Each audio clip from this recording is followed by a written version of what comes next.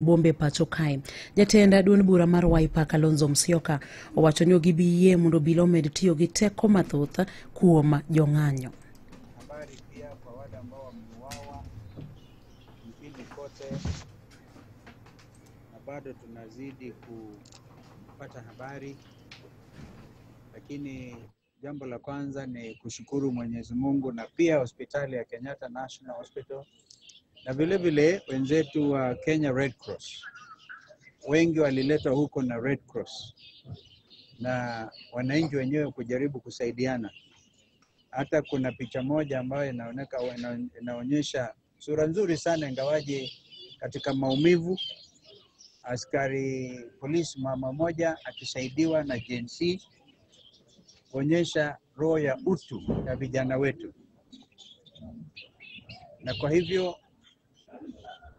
sisi tuko hapa leo na wenzetu hawa kusema pole kwa wote ambao ni waathirika